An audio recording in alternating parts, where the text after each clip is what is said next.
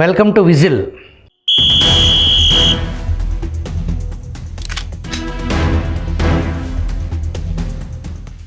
AB Venkateswara Rao రాజకీయాల్లోకి అడుగు పెడుతున్నారా? ఏబీ లక్ష్యం ఏంటి? ఒక రిటైర్డ్ డీజీ పోలీసు అధికారి ఏబీ పేరు ఇంతలా ఎందుకు మోతమోగుతుంది? ఏబీవీ రావు ప్రత్యేకత ఏంటి? ఈ వీడియోలో చూద్దాం. ఈ రిటైర్డ్ అధికారి అందరిలాంటి సాదాసీదా పోలీస్ అధికారి కాదు. ఆయన పదవి వివరణ ఆ రోజుకి ఒక ప్రత్యేక స్థానం ఉంది. 5 ఏళ్ళు కుర్చీకి దూరంగా ఉండి ఉద్యోగం చివరి రోజు ఉదయం కుర్చీలో కూర్చుని సాయంత్రం పదవి వివరణ చేయటం అనేది ఏబీ పోరాడి సాధించుకున్న ఒక అసాధారణ విజయానికి గుర్తు. ఆ రోజు 2019 జూన్లో జగన్ అధికారంలోకి రాకముందే ఏబీవీ రావుపై జగన్ కక్ష కట్టారు. వైఎస్ వివేక్ హత్య కేసు దర్యాప్తును అడ్డుకోవాలంటే ఏబీవీ రావును నాటి ఇంటెలిజెన్స్ చీఫ్ పదవి నుంచి తప్పించాలని, వివేకానంద రెడ్డిది గుండెపోటు అని వాగిన సాయిరెడ్డి వెనువంటనే అనేక అసత్యాలతో అశుద్ధ వాంతులు చేసుకోవటం, సాయిరెడ్డి ఆరోపణలపై ఎన్నికల కమిషన్ తక్షణం స్పందించి ఏబీని విధుల నుంచి తప్పించడం చకచకా జరిగిపోయాయి. వైసీపీ ప్రభుత్వం కొలువుదీరింది. జగన్ ఆటవికరాజ్ ఏబీవీపై కక్ష సాధింపు చర్యలు ప్రారంభించారు. టార్గెట్ ఏబీవీ అన్నట్టుగా వైసీపీ సర్కార్ అడుగులు వేసింది. ఏబీపై సాక్షి పత్రిక కాలకోట విషం చిమ్మింది. ఏబీ మాతృమూర్తి నుంచి ఆయన సన్నిహితులు, బంధువులు, ఆయనతో పనిచేసిన పోలీస్ సిబ్బంది తీవ్రంగా కలత చెందారు.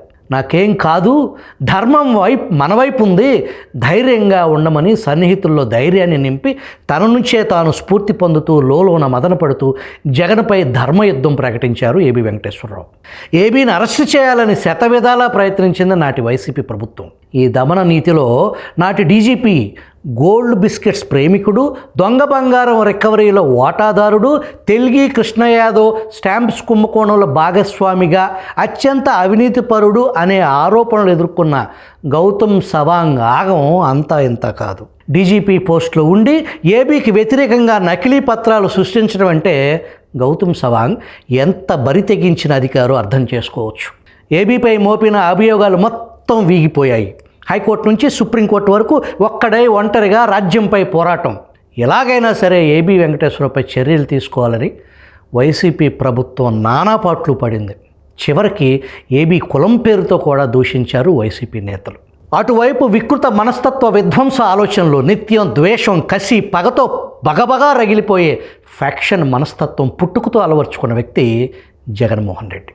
దానికి తోడు అంతులేని అధికారం, డబ్బు, మదంతో విర్రవీగే జగన్ రెడ్డిని ఏబీవీ రావు ఎలా ఎదుర్కొని విజయం సాధించారు? ఏబీవీ బలం ఏంటి? ఆత్మస్థైర్యాన్ని ఆయుధంగా మలుచుకుని తాను నమ్మిన ధర్మ మార్గంలో వీరోచితంగా పోరాడి రాజ్యంపై గెలవటమా? అందున ఆ కాలకేయ రాజ్యానికి రాజు జగన్మోహన్ రెడ్డి. మొన్న జరిగిన సార్వత్రిక ఎన్నికల్లో కూటమి పార్టీల విజయం కంటే ముందే ఏబీవీ రావు జగన్పై విజయం సాధించారు. ఏబీ వెంకటేశ్వరరావు పదవి విరమణ తర్వాత సైలెంట్ అయ్యారు. కానీ కొద్ది రోజులుగా ఏబీవీ పేరు మారుమోగుతుంది. ఇంకా చెప్పాలంటే ఏపీ రాజకీయాల్లో ఒక హాట్ టాపిక్. అందుకు ప్రధాన కారణం ఏబీ వెంకటేశ్వరరావు రాజకీయాల్లోకి అడుగు పెడుతున్నారనే వార్త అటు పొలిటికల్ సర్కిల్స్లో ఇటు పబ్లిక్లో పెద్ద చర్చ నడుస్తుంది. ఒక సాధారణ రైతు కుటుంబానికి చెందిన వ్యక్తి డీజీపీ స్థాయి వరకు చేరటం మామూలు విషయం కాదు. దాని వెనుక ఎంతో కష్టం, ఉన్నత లక్ష్యం, నైతిక విలువల జీవన విధానం, తనని తాను మలుచుకుని ఆశయ సాధన కోసం ఏబీ పడిన శ్రమ అనిర్వచనీయం. ఏబీని అరెస్ట్ చేసి జైల్లో పెట్టాలి, సర్వీస్ నుంచి డిస్మిస్ చేయాలనే జగన్ కలగానే మిగిలిపోయింది. తాను ముఖ్యమంత్రి అవ్వగలిగాడు, కానీ జగన్ భాషలో ఏబీ వెంట్రుకు కూడా పీకలేకపోయాడు. కూటమి ప్రభుత్వం కొలువుదీరింది. కొన్ని నెలల క్రితం ఏబీ వెంకటేశ్వరరావును ఏపీ పోలీస్ హౌసింగ్ కార్పొరేషన్ చైర్మన్గా నియమిస్తూ ఆంధ్రప్రదేశ్ ప్రభుత్వం జీవో విడుదల చేసింది. నేటికి ఏబీ దానిపై ఇంతవరకు స్పందించలేదు, ఆ పదవి చేపట్టలేదు. బహుశా ఆ పదవితో ఆయన చేసే పని ఏమీ ఉండదు అని మౌనంగా ఉన్నారేమో తెలియదు. పోలీస్ క్వార్టర్సు, పోలీస్ స్టేషన్లు కట్టే పరిస్థితి నేడు లేదు. ఆ పదవి పేరుతో ప్రభుత్వ వసతి, నెలకు 2 లక్షల జీతం తీసుకోవటం తప్ప ఎవరైనా అక్కడ చేసేది ఏమీ ఉండదు అని అందరికీ తెలిసిందే. ఏబీ ట్రాక్ రికార్డ్ పరిశీలిస్తే వ్యవసాయంపై పూర్తి పట్టుండి కలుపు మొక్కల పీచమనచటంలో రాజీ లేని ధోరణి ఆయన అంత ఈజీగా కాడిపారేసే రకం కాదు.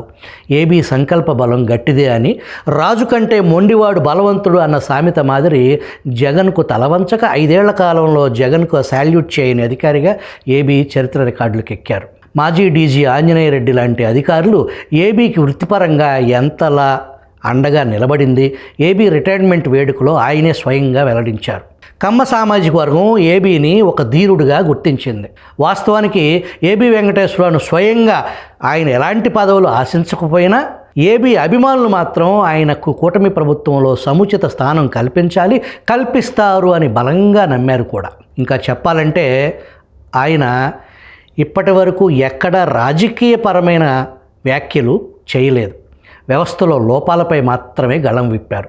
తనకు జరిగిన అన్యాయాన్ని, జగన్ ప్రభుత్వం తన పట్ల వ్యవహరించిన తీరును పలు సందర్భాల్లో సవివరంగా వివరించారు.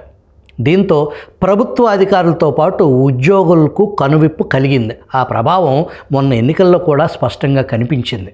అయితే తాజాగా సోషల్ మీడియాలో ఏబీ వెంకటేశ్వరరావు పెట్టిన పోస్టు ఇప్పుడు పెద్ద దుమారం రేపుతుంది.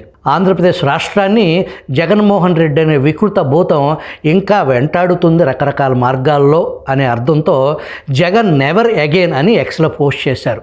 ఇప్పుడు ఆ పోస్టు సోషల్ మీడియాలో వైరల్గా మారింది. రాష్ట్రానికి జగన్ పీడ శాశ్వతంగా తొలగే మార్గం ఏదైనా ఉంటే ఆలోచించండి సార్.